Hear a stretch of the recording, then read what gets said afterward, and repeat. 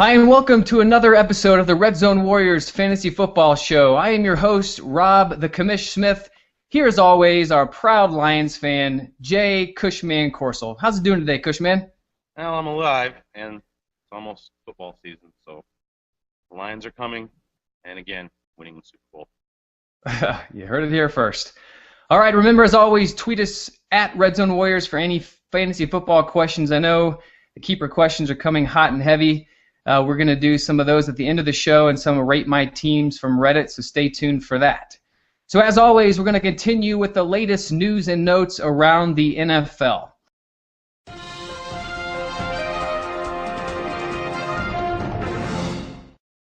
So unless you were born in a cave or been somewhere without internet or TV or something like that, you would probably know that Josh Gordon has finally, a decision has come down. He has been officially suspended for the season. Boo! Exactly, from the NFL. Took him long enough. But here's the caveat, and I would recommend holding on. If you have him in keeper leagues, I would still definitely keep him. If you've drafted him in just redraft leagues, I would hold on to him for the next week or so. Because there are multiple reports coming out all over the place, including Fox Sports, that basically says Josh Gordon is weighing his legal options, that he might sue the NFL in order to be allowed to play in 2014 via an injunction he might be able to get. This has a lot to do with how the test went down, has a lot to do with the state laws of Ohio from an employment perspective, and there's been some history of NFL players suing the NFL and having some positive results. So although it's probably not likely, if you've already drafted him with a late round pick, there's probably not somebody else on waivers that you just have to go get right now. They're probably still going to be there. So I would recommend giving it a little bit of time before pulling the trigger on that decision. So the big thing now is if he is suspended for the season, he is going to try to negotiate, I guess, with the NFL that he can actually start at OTAs next year, because technically when you're suspended a year, it's a year from the day of.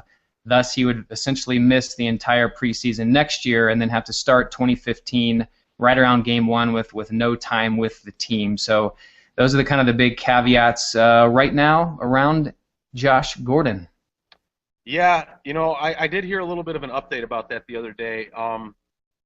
We were talking about state law, and in Ohio, obviously where the Cleveland Browns are headquartered at, is the law is that if you pass one of the samples of your drug test, if both of them aren't fails, then you can't be disciplined for it. What I did hear, though, I heard it, I believe, on CBS radio the other day. The NFL does not, because the NFL is not in Cleveland, they don't necessarily have to go by that. So there's a good chance that our friend Josh Gordon will be out for the season. Josh, look, man, I mean, my name's Cushman, for God's sake. I know what you'll like, but millions of dollars playing in the NFL, I'd probably even quit smoking weed for that, dude. Not to mention my fantasy team, Josh. It's no respect. No, none whatsoever. I mean, dude, 12th round keeper, brother. That's what I had you for. Come on. Dude, I'm grabbing my ankles. Grabbing my ankle. All right, so moving on. Steelers beat reporter says that the brass will not suspend Le'Veon Bell and LeGarrette Blount, but rather wait for the situation to play out through the legal system. Dwayne Bowe got suspended one game. That wasn't handed down until a couple weeks ago.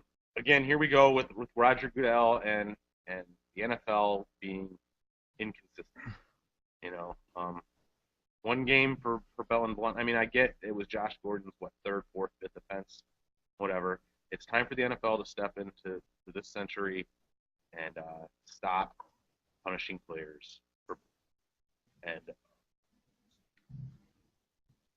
Yes, and they did just come out and apparently say that moving forward they will be more harsh with domestic abuse issues with players. So lucky you, Ray Rice, you got away with knocking your wife out just in time. All right, so Coach John Fox says Welker is doing, quote, fantastic in the concussion protocol. Oftentimes players with the history of concussions have trouble progressing fast through these, and I believe going back through college, this is like number 8 or 10 for Welker, so he definitely has a storied history here, which is why he wears the big helmet. and looks like a little bobblehead running around.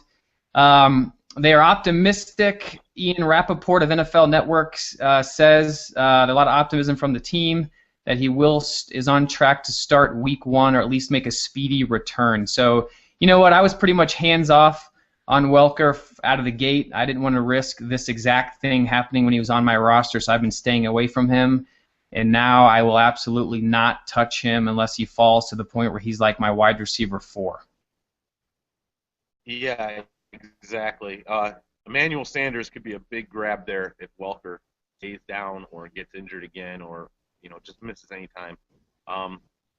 Be definitely a guy to have on your roster. Sneaky little pick.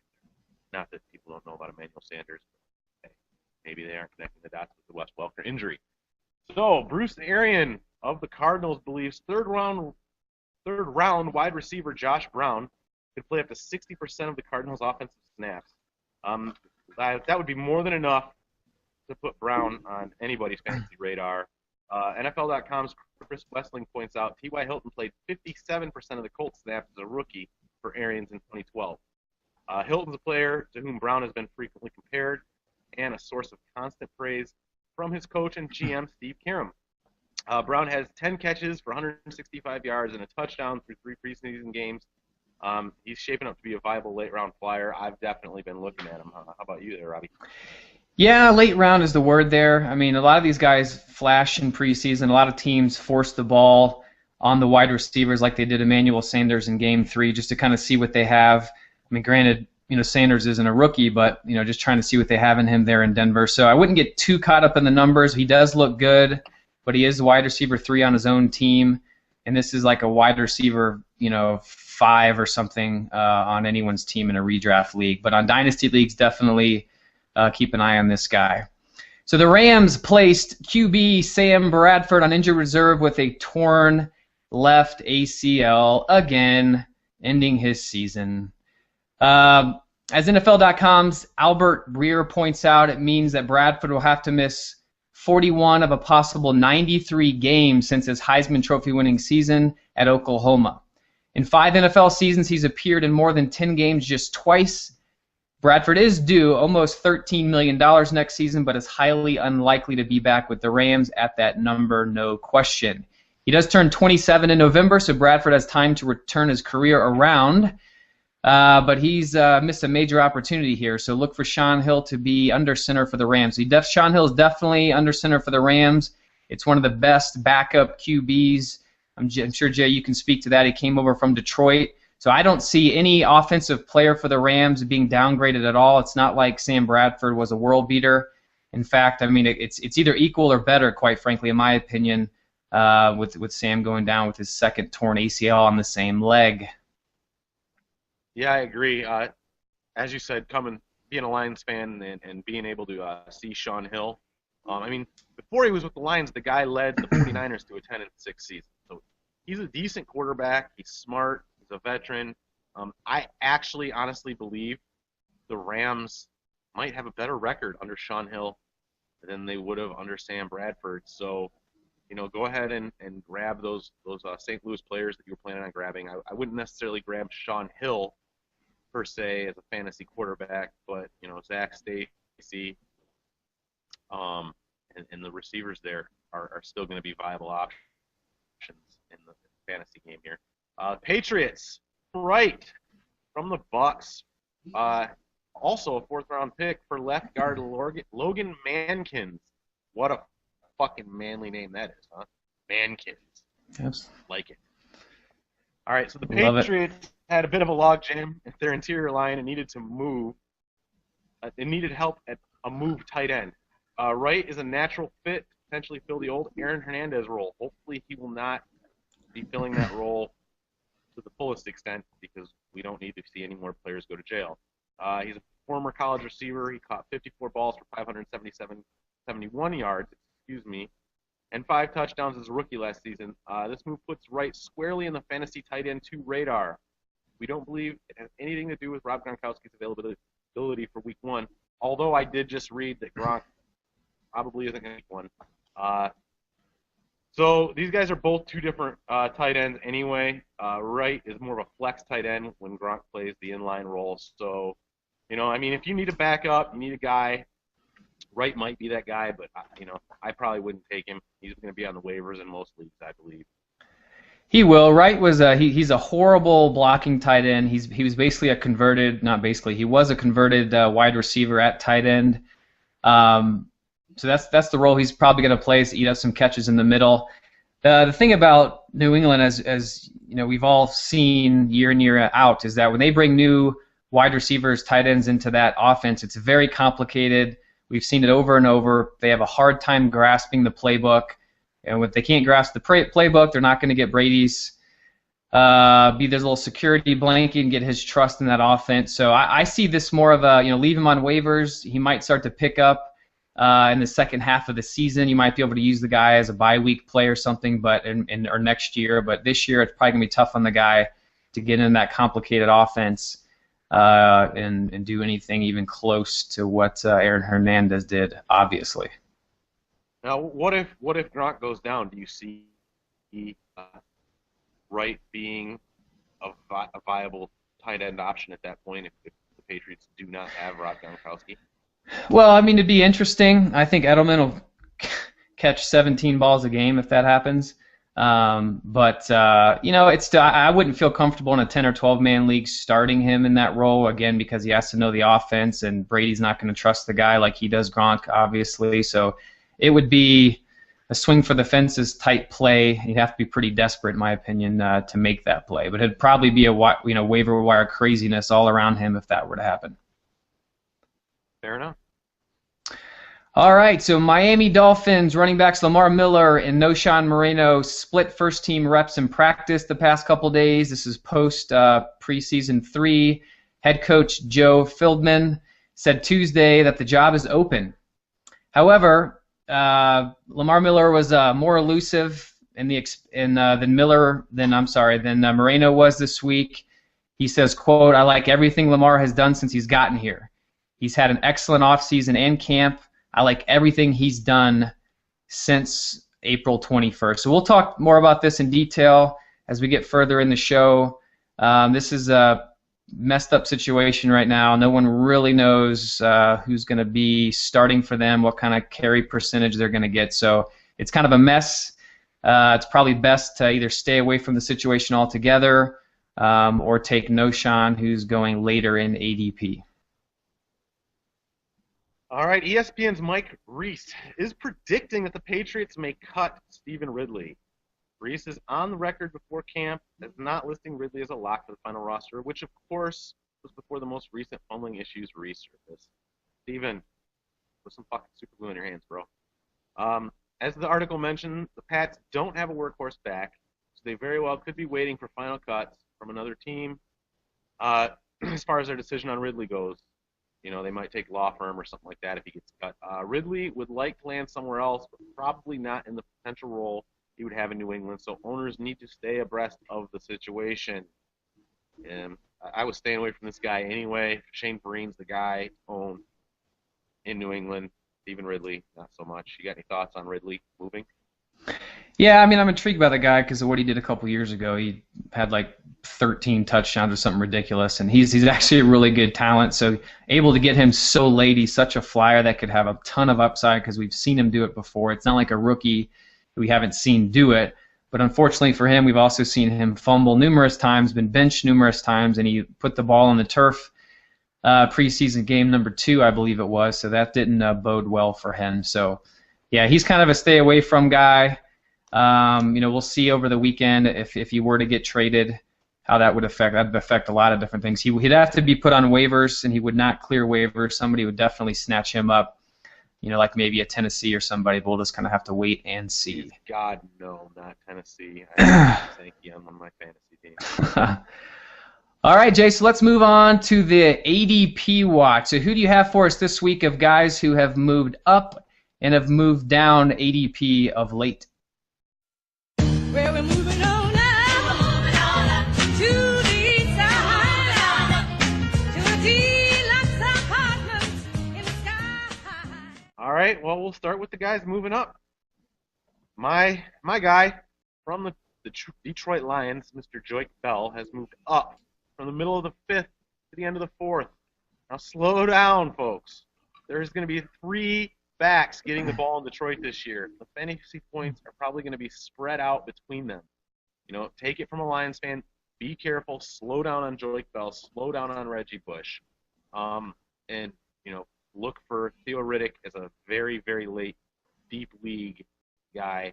But there will be at least 3 running backs getting time in Detroit this year. So I'm staying away from their backfield as much of a fan as I am. Can't do it.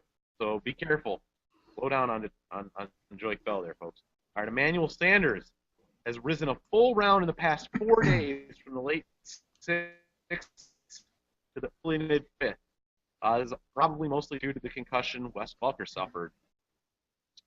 Maurice Jones-Drew has risen from the early 8th round to the early to mid-7th. We all know that DMC will get injured early in the season. He does it every year. So MJD is the 3-letter running back to have in Oaktown. Now on to the guys who are moving down. Yep. Le'Veon Bell has dropped from the mid-2nd to the mid-3rd. Dude, I thought smoking weed got you higher, not lower. Bishop Sankey, guy I drafted in one of my leagues, has lost ground going from the early 5th to the late 5th, early 6th. Dude, hold on to the ball, son. Pierre Thomas has gone from the beginning of the 5th to the early 6th. This is totally and completely fine with me. I am happy to see Pierre Thomas moving down because I have a draft the day before the season starts. It is PPR. I will be looking for Pierre Thomas. Wes Welker has dropped more than a round in 3 days. He is now slumming it with the likes of Deshaun Jackson and Torrey Smith in the late 5th round. He will continue to drop as long as he does not get cleared through the concussion protocols. I would still not take Deshaun Jackson over Welker. I can't stand him. Yeah, well, that's on me. I'll take Deshaun over Welker this year all day long. Trent Richardson, T-Rich, has fallen a full round going from the mid-5th to mid-6th. Ladies and gentlemen, keep an eye on Ahmad Bradshaw. If he stays healthy, he could end up supplanting Trent by mid-season. If he does, Bradshaw can put up decent wide receiver 2 numbers. Stay away from Trent Richardson, a.k.a. 1.2 yards a carry Richardson. He is not going to. Yes. So I was optimistic going into the season, trying to. Go ahead. No, I was just saying I was optimistic going into the season, trying to think of all the good things that he brings to the table, which was not much except for falling in the end zone a couple years ago a few times and catching some balls out of the backfield. But he cannot get his yards per carry up. He looks bad even against weak defenses and second-string defenses. The guy's just not good. I don't know what it is. It's really weird. So I am officially off the bandwagon and want nothing to do with the guy. Absolutely, man. Absolutely. Glad I don't have him on my team. So that is it for ADP Watch this week. We'll have more for you next week. Back to you, Rob.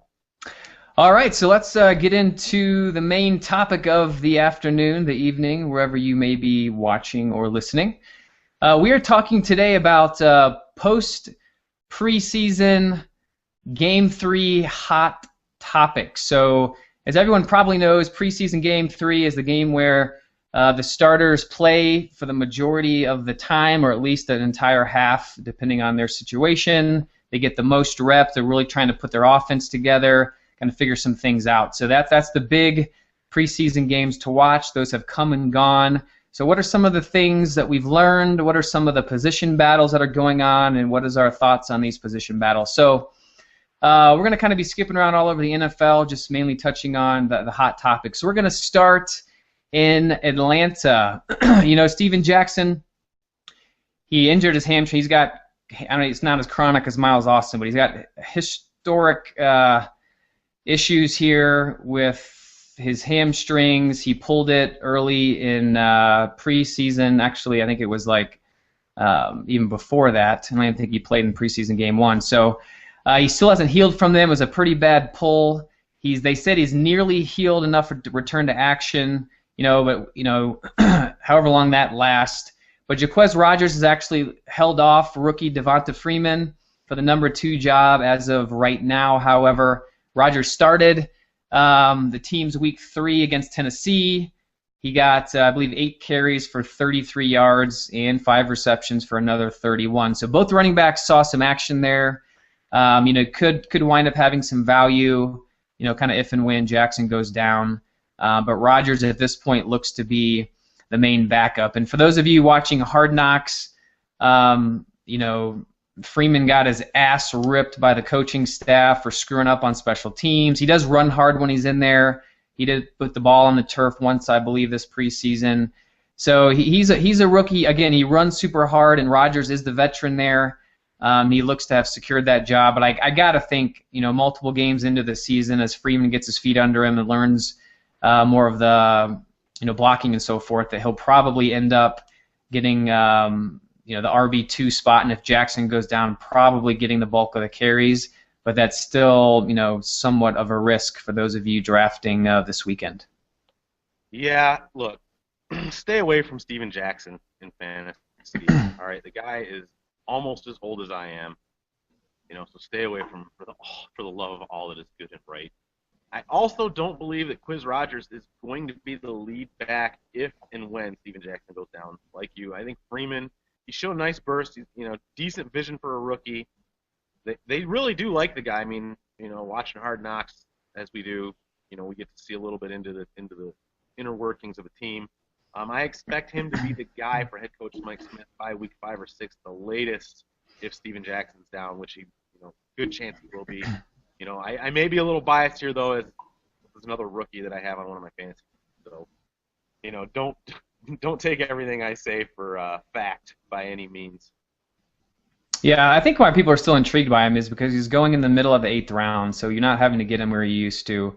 But it's just I'd rather pick other guys there with more upside. I mean, he did run pretty well the second half of last season. He actually did pretty damn well, but he's just so many miles on him, and his hamstrings are all jacked up, and he's missed the entire offseason essentially because of it. So, and they do have this this good rookie behind him and so forth. So it's sketchy at best. All right, so we're going to move to Denver, and believe it or not, Jay, we're going to talk about a field goal kicker of all things. Who knew? So the New York Giants traded Brandon McManus to the Denver Broncos on Tuesday in exchange for a conditional 7th-round pick, as Denver's starting kicker, Matt Prater, was suspended for the first 4 games of the season for an alcohol-related substance abuse issue. Only reason we're even bringing this up is because Prater is pretty much the number 1 kicker off the board. So if you're going into drafts this weekend, early next week, and you do not know that, then you're going to be in trouble and have to do an ad drop and so on and so forth. So he is suspended for 4 games. So do with that what you will. I would not recommend picking up McManus just because there's so many other good options out there that you know more about. But Jay, any thoughts on your boy Matt Prater? Any thoughts? Really? What the fuck, Matt? How the fuck you get suspended for drinking, dude? Really, drinking? You are now sitting in my IR spot. You are taking up my fucking IR spot, and I had to pick up another goddamn kicker. Do you fucking realize how much I hate picking up kickers? That's why I drafted your stupid drunk ass in the first place, so I don't have to worry about fucking kickers.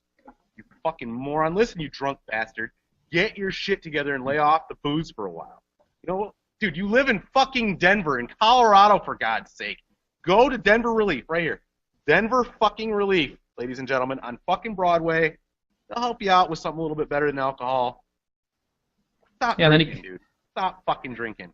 And he can join Josh Gordon, though. I don't know about that.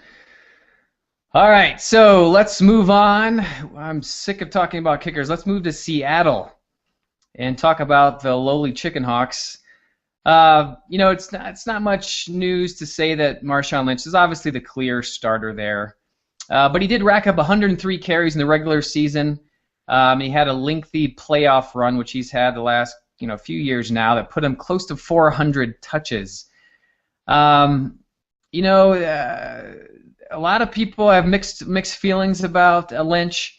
He's not played, much of the preseason. He did look good when he was in there in week 3. He was remember, if you remember right, he was holding off there, or holding out for a while, and he actually did get paid more money, so he kind of won that little war with the execs. But the guys behind him, Christine Michael and Turbin actually looks to be the top backup there as of now. If Lynch were to go down, Turbin would probably get the majority of the carries until Michael got up to speed.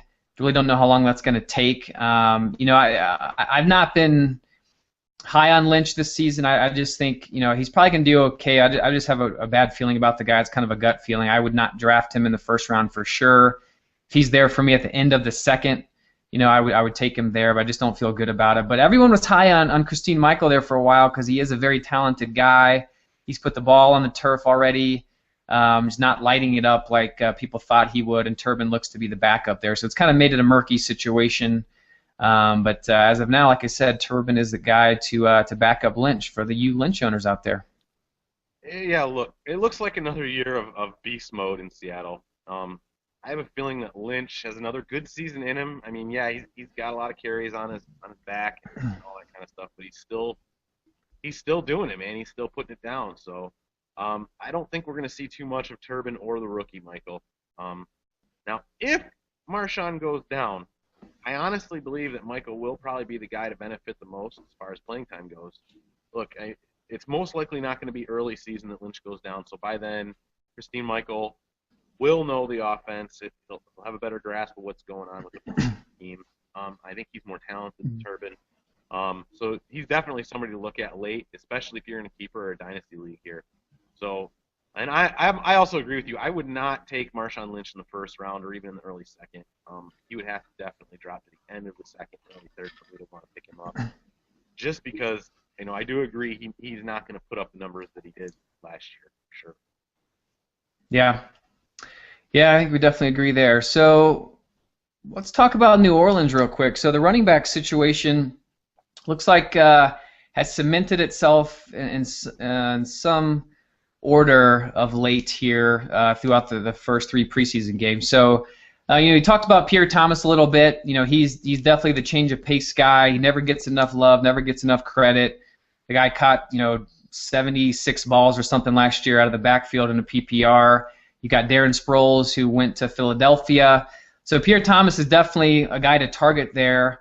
But a lot of people, because Mark Ingram had all this, storied history behind him coming out of college, top draft pick, and he frankly hasn't lived up to expectations when he got started. And it's kind of, to me, similar to Reggie Bush. Reggie Bush didn't kind of live up to those right out of the gate either when he first came out, but he definitely turned it on and turned that whole thing around. So Mark Ingram is looking damn good in the preseason at least. He actually looked pretty good at the end of last year as well. He's already got 148 yards on 21 preseason carries. You've also got Kyrie Robinson there. He hasn't done a whole lot to impress the preseason, and definitely not really pressing Ingram from what we've seen for more playing time. So the nice thing about Ingram, although he's probably going up draft boards, I think right now in a 12-man league, PPR, he's going at the end of the 9th. So that's pretty damn good value there for the guy who's going to be in there the most on first and second down. Thomas is definitely going to get his love in a PPR, but if you're in a standard league, I would forego pretty much everyone and target Mark Ingram there at the end of the 9th. Yeah, I agree. I'm definitely higher on Mark Ingram this season than I was last. I feel he is the guy to own in standard leagues. Now again, you mentioned Pierre Thomas. This guy had the second most catches of all the NFL running backs last season, and Darren Sproles has made an exit to Philadelphia. So Pierre Thomas is going to be in line for at least the same workload he had last season, if not more. So if you're in a PPR league, definitely target Pierre Thomas. In standard leagues, go the other way with Mark Ingram. I think either one of those guys in their respective point formats is going to do really, really well for you this year. Yep, indeed. All right, so we're going to move on to Tennessee. Once again, Sean Green, of course, he started and played the entire time with the first-team offense. although he only got 6 carries for 15 yards. We didn't exactly light it up, but this is Sean Green, and we kind of know what he brings to the table. Rookie Bishop Sankey did have a team-high 16 carries. Didn't do a whole lot better, though, only gaining 44 yards against kind of the second half, working up against the backups there in Atlanta. So the good news, I guess, for Sankey, although the yards per carry wasn't great at all, even against the second-string defense, the guy did have some fumbling issues, as we mentioned previously. He didn't put the ball on the ground, at least, in Game 3. So that's at least some good news for him there. But it all said and done, it looks like Green's probably going to be the starter opening season. He did gain 81 yards on 19 carries in the total of the preseason, not just there clearly a week 3. But do look for Sankey to have a role there, of course. This sounds like one of those deals, again, it just might take 3 or 4 or 5 weeks for things to kind of turn around here. But, Sean Green isn't exactly a world beater. Sankey is, is more talented clearly than Sean. It's just Sean is the veteran. You saw this last year in Denver. When you have a veteran like Sean, who can pass block, who can catch the ball, knows what's going on with the offense, they gain the trust of the coaching staff and the quarterback, and they see more playing time, until the rookie can turn things around and they can trust the guy. So I think his volume will ramp up and that sort of thing as the season progresses. But the first few weeks he might be a pretty sketchy starter, probably a flex play at best, in my opinion. Yeah, I really, really want and need to believe in Bishop. Indeed you do. But I'm starting to get this feeling that this whole Titans running game is starting to resemble the whole D'Angelo Williams, Jonathan Stewart fiasco. Hopefully that's not the case. I mean, Sean Green, look, the guy, he's a tubby big fucker. All right. I don't think he's going to start the whole season, but I think, like you said, the first 4 or 5 games of this season, Sankey's going to be a real sketchy start. I definitely don't see Sean Green being of any fantasy value whatsoever. Sankey's fumbling issues hopefully go away. His lackluster preseason performance. If you're not instilling confidence here, Bishop, you are not instilling confidence. Not helping. I guess, so, like you said, going to be a wait-and-see situation here in Carolina. Or not Carolina. No, sorry, not Carolina. Tennessee. Thank you. Yep. Goddamn colors. Fuckers. Anyway, yeah. So wait and see on Sankey. If you got him, don't drop him, obviously. I won't be. But hopefully he starts sooner than later because, goddamn, I mean, look at my face. I'm sad.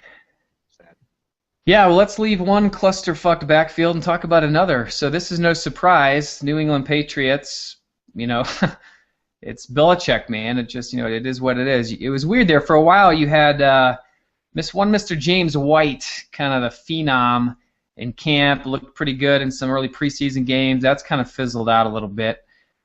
Stephen Ridley is still technically number 1, although he's technically number 1, yet there's speculation from the ESPN Boston beat writer, who's a pretty trusted source, that he might very well not even keep his job. So he's number 1 on the depth chart, yet he may not keep his job. That equals clusterfuck, folks. So let's stay far, far away, except for one Mr. Shane Vereen. If you can get Shane Vereen in a PPR, this guy, especially if you were to go wide receiver, tight end wide receiver, you could have him as your RB1, frankly, in a PPR league. If you get him as your RB2, you're in fantastic shape. He's going to do well if he can stay on the field. Does have some history issues in the past, but last year was a broken wrist. I mean, anyone would have broke their wrist in that situation. So just again, stay away. Don't touch James White. Ridley, we've talked about already. He's the guy to stay away from. We'll see if he's even on the team week 1, and simply target Shane Vereen. Yeah, exactly. Vereen is the only reliable fantasy option at the running back position in New England this season. And is, obviously, like you said, his real value is in PPR leagues. Then there's the talk of Ridley being cut or whatever. I mean, wow, who knows what's going on in the hooded brain of Mr. Belichick there. So we'll definitely be keeping an eye on this. We'll keep posted on it. But for now, again, focus on Vereen. I got him as a running back too. Him and Forte are going to lead me to glory and honor this year. Glory and honor. I certainly hope not, but could very well may.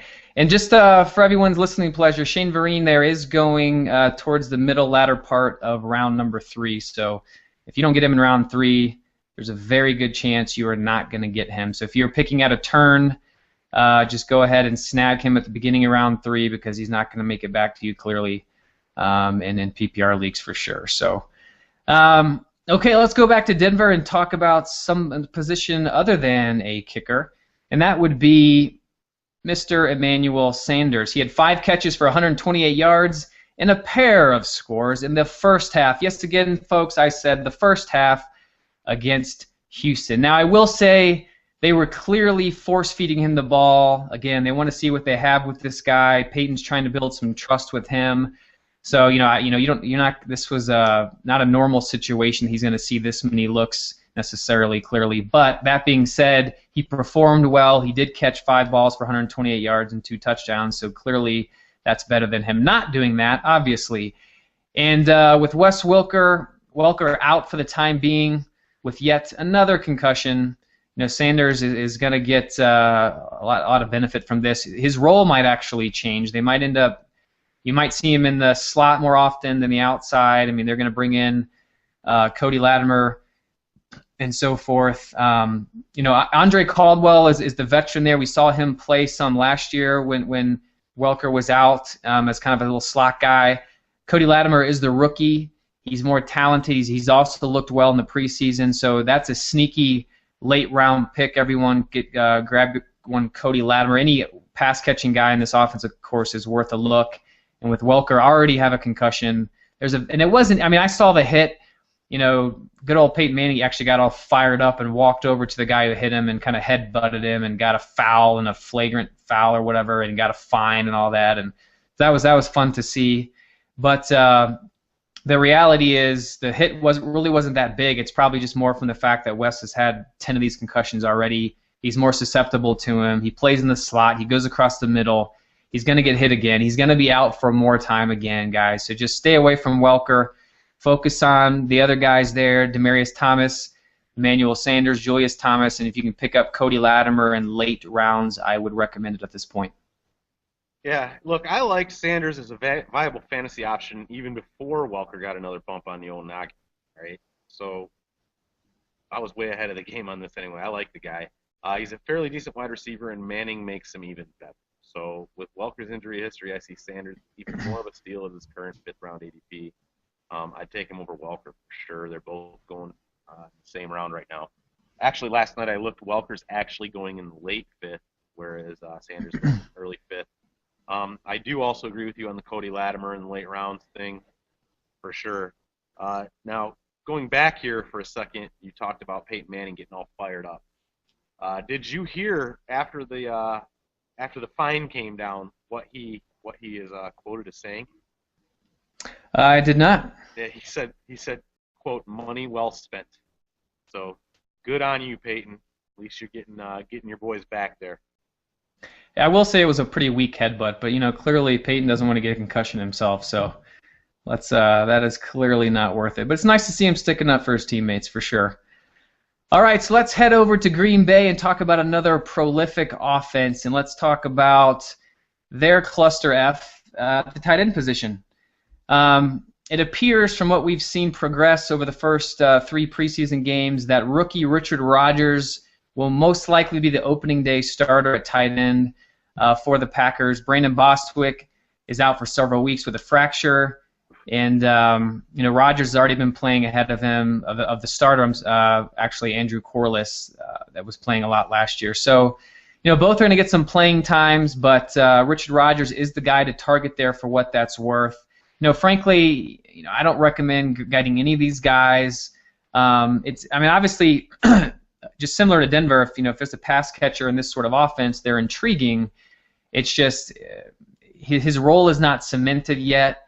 In all likelihood, unless it's a very deep league, he will not probably get drafted. You can wait on this guy and see if he, starts to, break out, and then at that point you could pick him up. But just to kind of keep him on the radar. Because if we progress down the season and Rodgers starts to trust him and this guy stays in there and he's definitely the legit guy there, then he could potentially put in some some low end numbers, tight end one numbers, but that's down the road. But I would not recommend necessarily drafting him unless you're in a deep league. Yeah, absolutely. For me, man, the jury is still out on the whole Green Bay tight end situation. I mean, first of all, this guy Richard Rodgers, he's a rookie, and as we know, rookie tight ends statistically are bad in fantasy. And really, Green Bay hasn't really had a fantasy relevant tight end for a little while now. I mean, after Jermichael Finley was supposed to be the big thing, he kept getting hurt. He was never really all of that. So I'll definitely be looking at other teams' tight ends this season. I'll be staying away from Green Bay's guys. Look no further than you want a late round steal at tight end, Travis Kelce in Kansas City. There's a sneaky pick for you. Yep, for sure. All right, so let's move on from one of the better teams in the NFL to one of them scraping the bottom, and of course that is the Oakland Raiders. And we'll talk about their number one quote-unquote wide receiver position. So, no one really knew who this guy was because he was essentially non-existent. Was it Demarius Moore? There's all these guys there. But one thing they did do that was somewhat smart is that they went and got James Jones from the Packers because the Packers actually have a decent team. And we saw in the preseason game 3 against Green Bay was that Jones was targeted 10 times in that game. So he's clearly what's looking to be the number one pass catcher of that offense, if you want to call it an offense. Matt Schaub, he looks like he's struggling. I mean, Matt Pick Six Schaub is his nickname there, clearly from last year. But Denarius Moore only had 2 catches for 46 yards on only 3 targets. Jones not only has been targeted more, has more catches and yards in the preseason, but he is a veteran. He did do well in for the Packers there, especially in the touchdown department. He's a good good red zone threat. We saw that a couple years ago, and I believe he was top 5 wide receiver based on all the crazy touchdowns he had, like 15 or something ridiculous. So if you do want to target a Oakland wide receiver at all, go ahead and target James Jones, but make sure it is late in the draft because there's no need to get him any sooner than that, and he will likely still be there. I haven't paid too much attention to James Jones this preseason because, well, he went to fucking Oakland. I mean, that's like where people go to die, I mean, that's almost as bad as him going to the Jets in my mind. Bottom line, if you have to take a wide receiver from Oaktown this season, Jones is the one you want. But I have to ask the question here. Why would you want a wide receiver from Oakland this season? Matt Schaub is not Aaron Rodgers. James Jones will not put up the numbers that he did last season. So look elsewhere, folks. Look elsewhere. Yeah, speaking of looking elsewhere, let's talk about Jacksonville very briefly. So Chad Henne has been technically named the opening day starter for Jacksonville over their 3rd round overall pick in this year's NFL draft, Mr. Blake Bortles, who actually has looked damn good in the preseason thus far, looked really good in their 3rd preseason game. I think this is just giving a nod to the veteran there. Typically in years past, if you take the 3rd overall pick and spend that on a quarterback, he's pretty much a must start. Jacksonville has kind of gone against the grain on that, and they are going to start Chad Henne. But the bottom line is similar to Cleveland, similar to Minnesota. If the veteran guy there struggles at all, or the team is struggling for that matter, then it's very likely Bortles, especially being the 3rd overall pick, is going to get playing time sooner rather than later.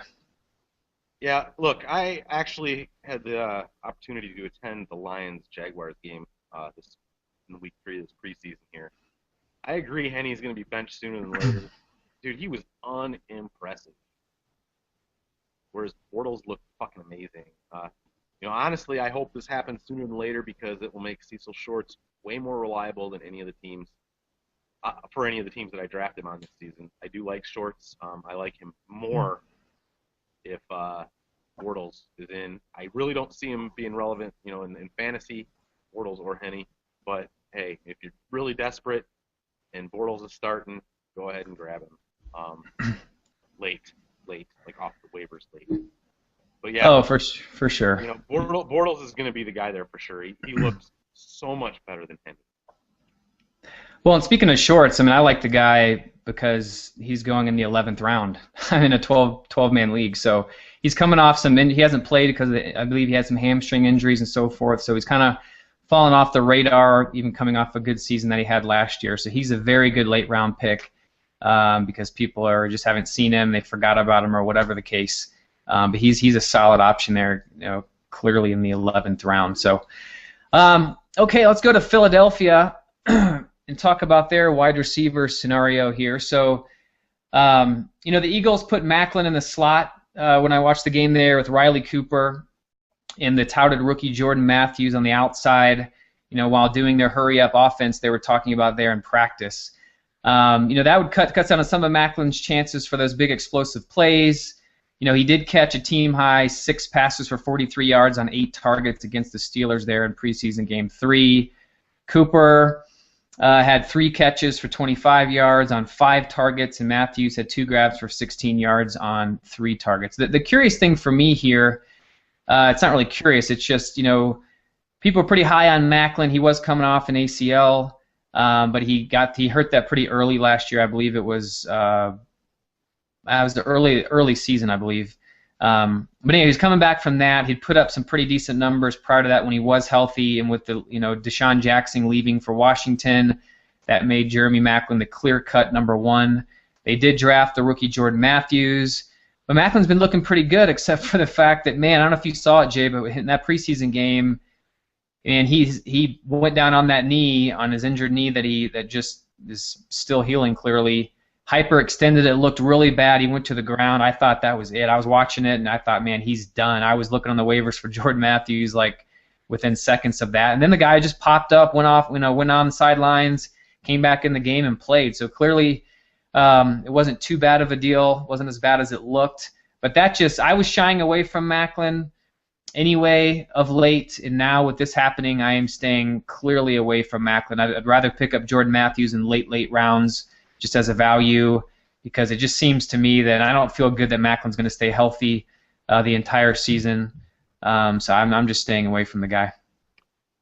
Yeah, look, someone has to catch the ball in Philly.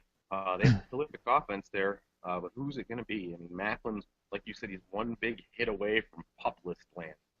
And Cooper never really impressed me all that much. And besides that, the fucking guy's a racist. I see Matthews as a possible late-round flyer. Obviously Maclin's going to be the guy to own till he gets hurt again.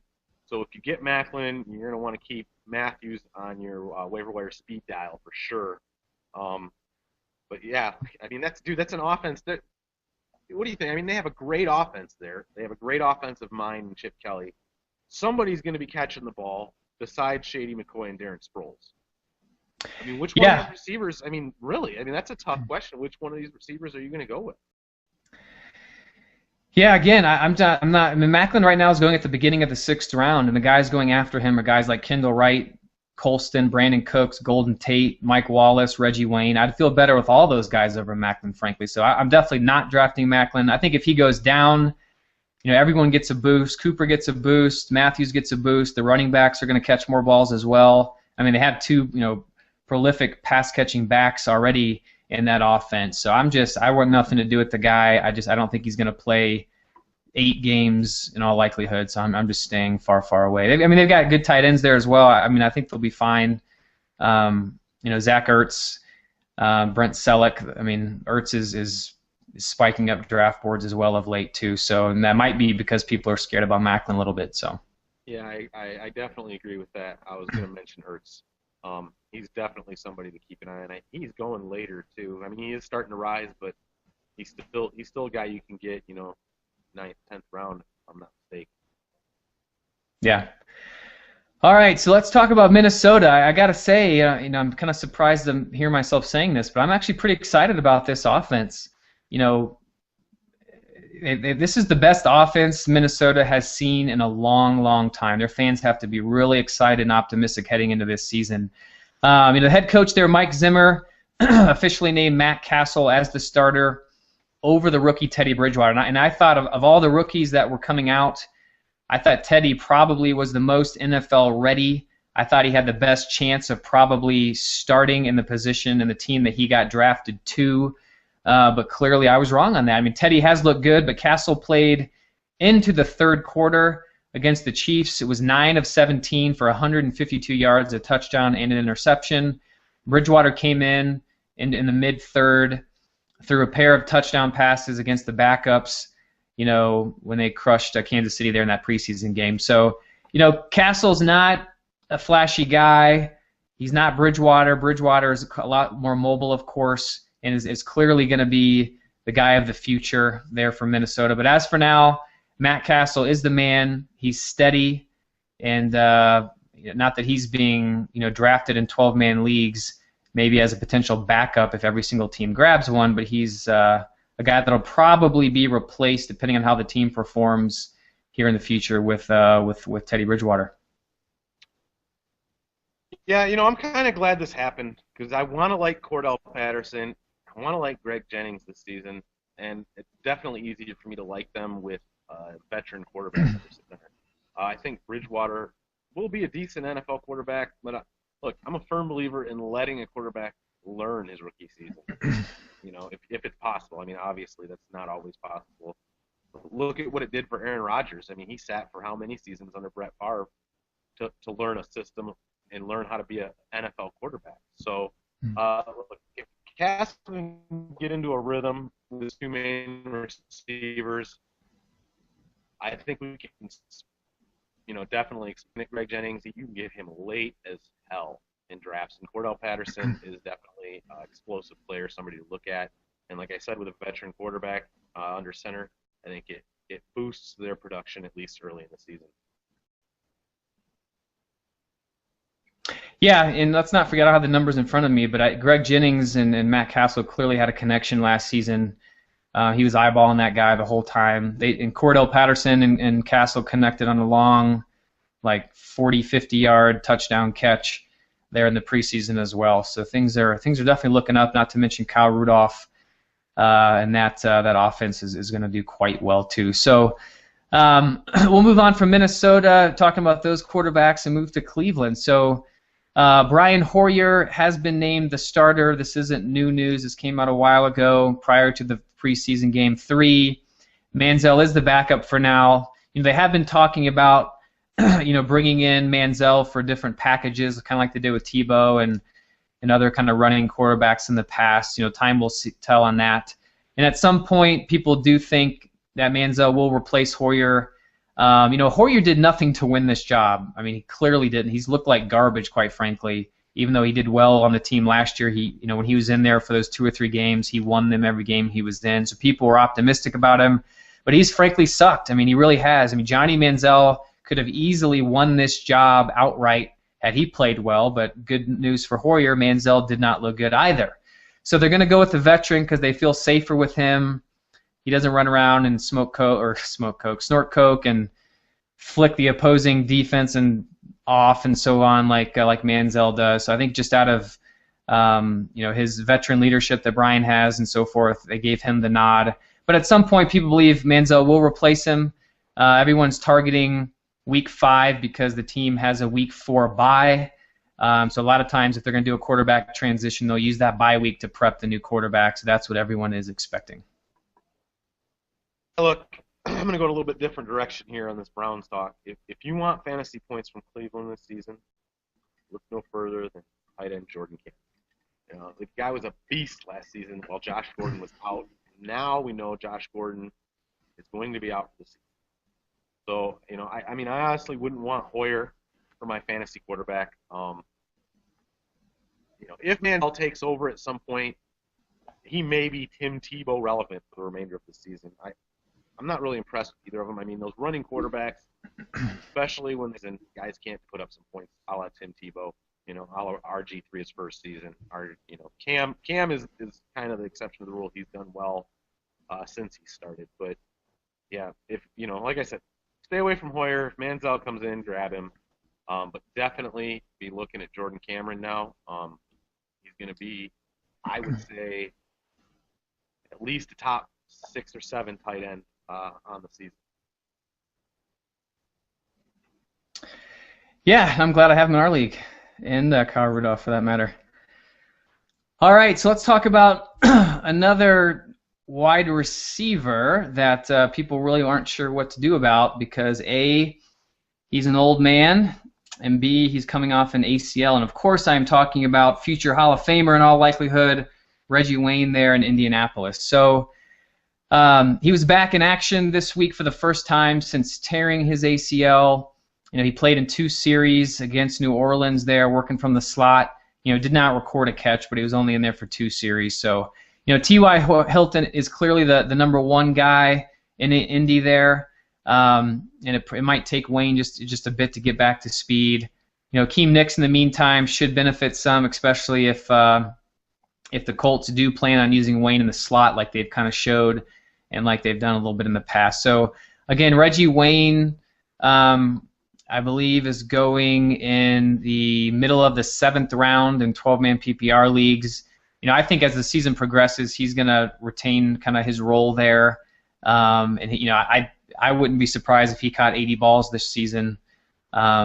He's really relied on there, and he has looked good in camp and the little preseason that he has played. And he's just a consummate professional. I really think he's going to have a better year than people are giving the guy credit for. Yeah, listen, don't sleep too much on Reggie, all right? He's still probably the most consistent wide receiver in Indy. Now, I mean, obviously you're going to take T.Y. Hilton over him because he's the number 1 receiver. He's probably going to get more targets. Like you said, might take Reggie a few games to get back into the rhythm. I definitely would not take Keem Nicks over him.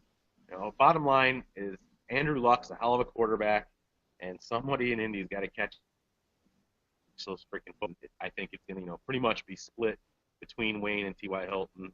So, grab Wayne if you can. He's going later just because he is old and coming off the injury. So I think he's definitely a value. Yeah, so T.Y. Hilton's going in the middle of the 5th, and like we said, Reggie Wayne is going exactly 2 rounds later. So if you want to just pick one and you want to get the value and you're already looking good at wide receiver, then I would recommend at that point, holding off and waiting for Wayne. I just don't have any confidence at all there in any of the other pass-catching wide receivers out there. I mean, you got Dwayne Allen, who's looking pretty good as a late-round pick for tight end, but Akeem Nicks is not a guy I want to put any stock in for sure, so I'm staying away from those guys. So we'll move on to Miami.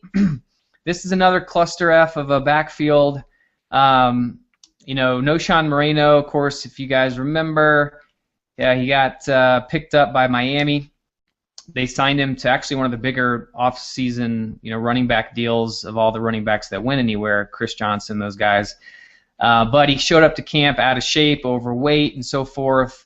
Had to pass conditioning drills and so forth. And but his debut was good, man. It was solid. He carried the ball 10 times for 64 yards. So doing the quick math there, that's 6.4 yards a carry. And that is good. That is a good number. And granted, it was against the Cowboys, but still, I think Jay and I could run probably 4.5 yards a carry, so 6.4, that's a step up. So Lamar Miller had 34 yards on 7 attempts, caught 2 passes for 3 yards. The coach there, Joe Philbin, has said nothing has been decided in regards to the starter. But that preseason game 3 was a big step up for Noshawn. And I'll tell you this, as a Denver fan, and don't sleep on Noshawn. This is what happened last year. Nobody really had him pegged as the starter. It was Monte Ball, it was Ronnie Hillman, then all of a sudden Noshawn, because he's a veteran, he knows pass protection. Tannehill was sacked the most times in the NFL by a QB for QB, and it wasn't close. So their offensive line is garbage. They need a good, pass blocking running back there. Noshawn has proven he can do that. He's got great hands out of the backfield. He's back in shape. So right now you can get Noshawn later. I don't know how much longer that's going to last. But if I had to pick one of these guys, I would feel more confident with Noshawn, especially because you're getting him even later than Lamar Miller. Yeah, I was really starting to get on the Lamar Miller choo-choo. it seems to be running on a track really fast. So, I'm going to keep my eye on the situation. At this point, I agree with you. I would probably have to take Noshan over him. That said, I wasn't planning on really taking either of them with all that much confidence. It is Miami after all. But if you got to have one, as long as you can get Noshan later than you can get Lamar Miller, definitely do that. But again, don't have too much confidence in either of these guys. Yeah, and he's going about a round later. So Lamar's going to the end of the 7th, and Noshan is the end of the 8th. So they're that close. You don't want to own both of them because it'll just be a cluster. You never know who to start, and you're wasting a roster spot essentially because you're not going to start them both. So I would roll the dice on Noshan because he's done it before, and they're going to be running a lot of hurry-ups, they're saying, out of camp, which means Noshan, if he's in the game, he won't be coming out. And again, he catches the ball better. He's a better pass protector and so forth. So that'd be the guy I would hang my hat on from the Miami running back situation. So let's head over to Houston, talk about their number 2 running back scenario. Jonathan Grimes gained 22 yards on 5 carries, scored a touchdown while also catching a 24-yard pass against Denver. The other guy there is Alfred Blue, who also played with the starters and got a team-high 9 carries, but only managed 27 yards. So, it's hard to say who's winning this number 2 spot, and it's a number 2 spot that's important because it's behind Arian Foster. This guy's coming off tons of injuries and so forth. Remember, everyone drafting Ben Tate in round 6 the last couple years because they're so worried about Foster.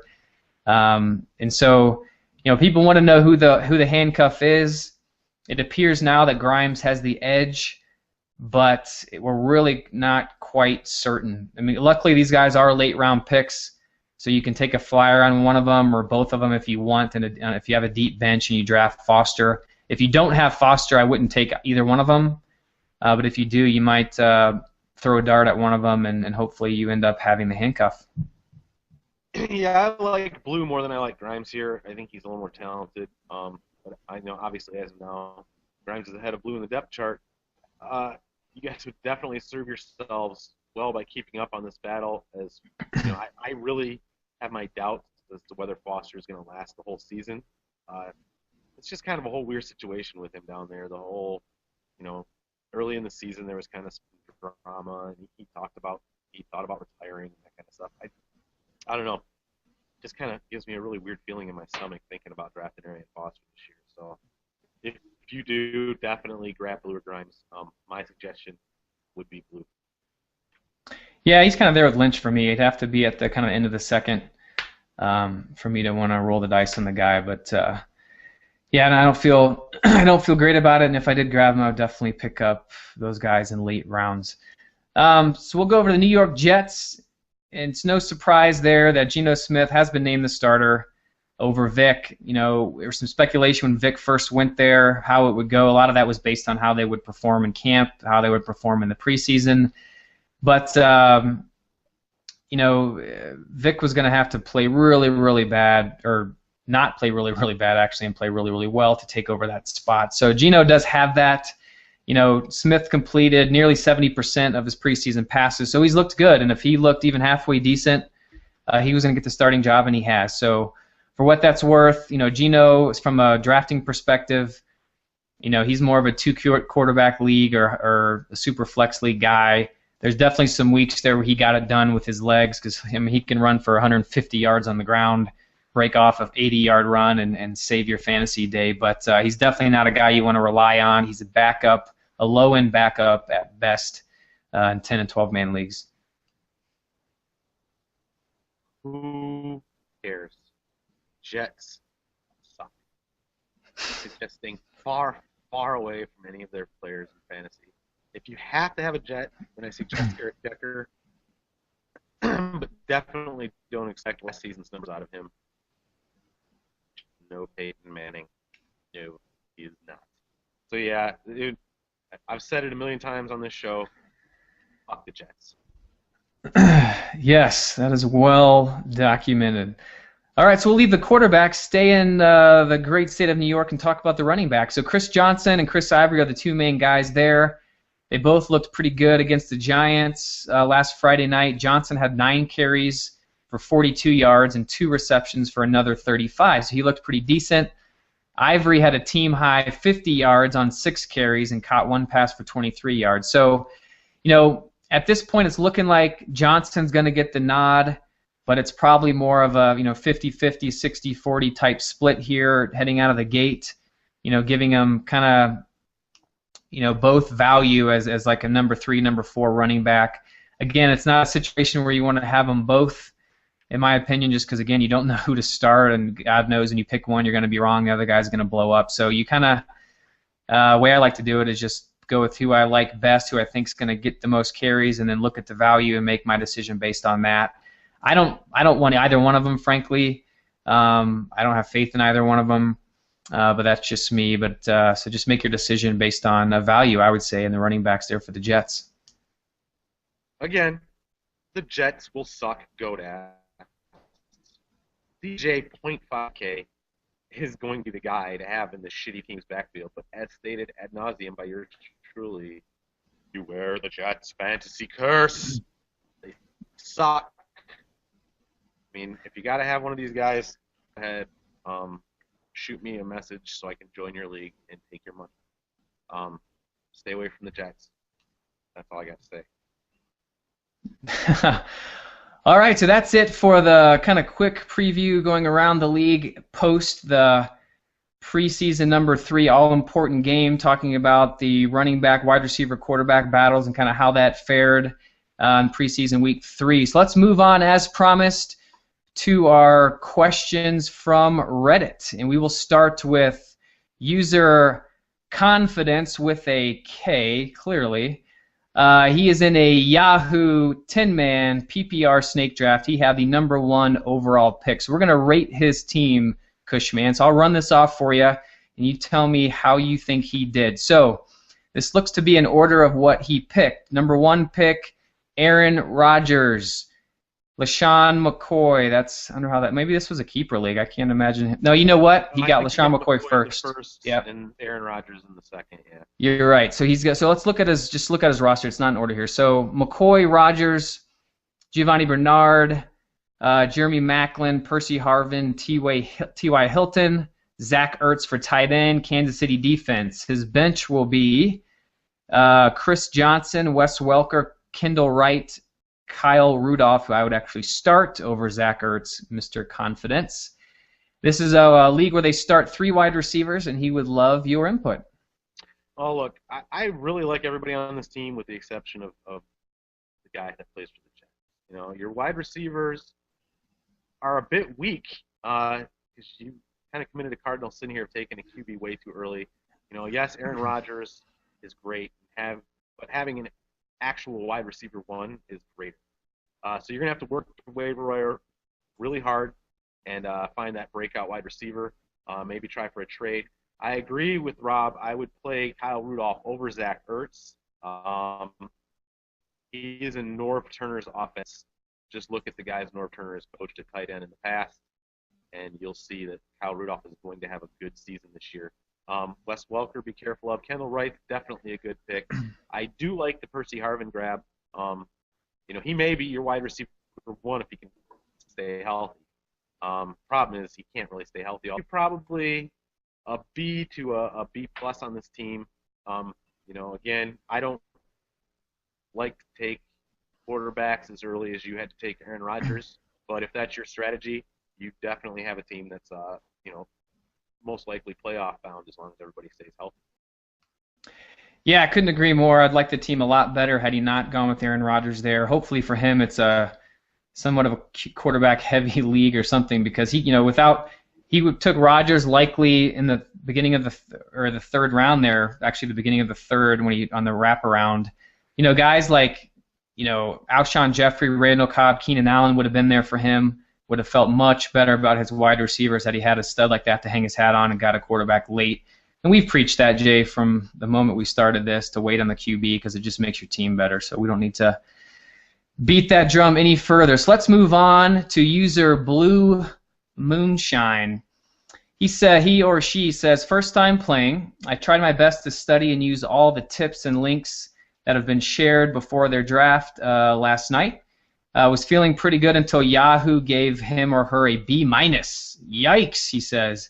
The only specific question he has is really debating now, which maybe he shouldn't be, as to whether to trade Palmer for Tannehill. But I'll be happy to take any tips or feedbacks as soon as I understand this stuff. He'll be promised to reciprocate his knowledge. So this was a 10-team Yahoo snake draft, had the 5th pick in standard scoring. So I'll go over his team just real quick. Quarterback, Jay Cutler, Matt Forte, A.J. Green, Andre Johnson, is wide receiver 1 and 2.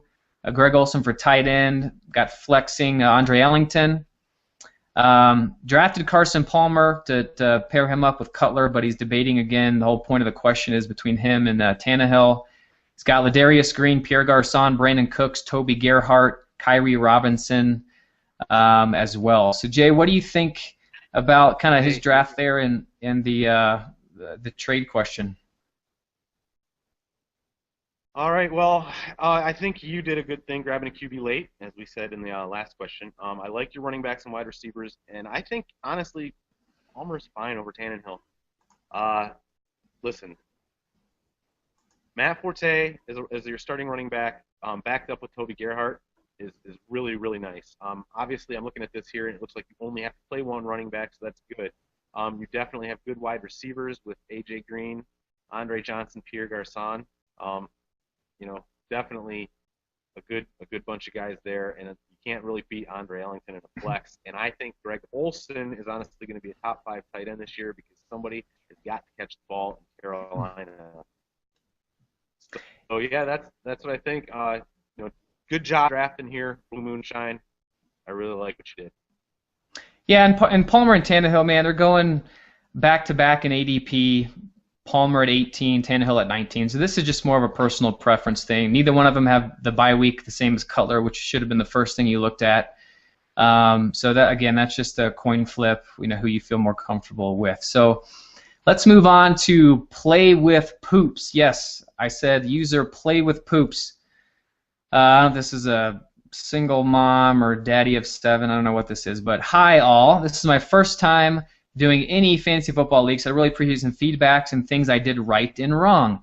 By that token, I apologize for not being able to provide anyone with advice on their rosters. Trust me, you definitely wouldn't want it. I wouldn't even know where to start. So here is their stuff. This was a 12-person snake draft. They had the 11th pick, and it looks to be a standard league. So they also waited on QB. That's a good start. QBs are Jay Cutler and Josh McCown. Running backs are Monte Ball, Andre Ellington, Noshan Moreno, Bishop Sankey, Stephon Taylor. Wide receivers, going Denver heavy here, Demaryius Thomas, Eric Decker, James Jones, Cecil Shorts, Kochery. Tight ends, Kyle Rudolph, Dwayne Allen. So Jay, what do you think about Plays with Poops? It's okay. I like the waiting on QB Cutler. It's kind of funny you got Cutler and McCown. Last year they were together in their points in Chicago. They were like the 5th overall fantasy quarterback together. So hey, you never know. Monty Ball, good RB1, provided that he pans out. A lot of people are a little bit nervous with him. I personally am not. I think Monty Ball is going to have a great season. Ellington, good pick there for your RB2. Your bench guys there, Noshan Bishop, Stephon Taylor. That's all pretty risky. You may end up, out of those guys, Noshan's probably your safest bet. Your wide receivers, man, Eric Decker is your wide receiver too. Again, Jet. Good God, man. I like Kyle Rudolph. Vinatieri and the Bears, kickers and defenses are interchangeable for me. Whatever. Dwayne Allen's a good backup at tight end. Overall, I'd probably have to say, probably a C plus on this. You're gonna have some work to do, Plays with Poops, to make the playoffs. But keep listening to the show, and hopefully we can give you some good waiver wire tips this year, and you will be able to dominate your league, even though you did not have the greatest of drafts. Yeah, the waiver wire is going to have to be your best friend here. I mean, I'd have no problem going with Monte Ball and Demarius Thomas on the same team at the different positions because it's the Denver offense. But again, Decker as your wide receiver too is not good. You're going to have to hope Cecil Shorts comes through for you there. And Andre Ellington, and we love him, but in a standard league, it's a decent RB2. It's not great.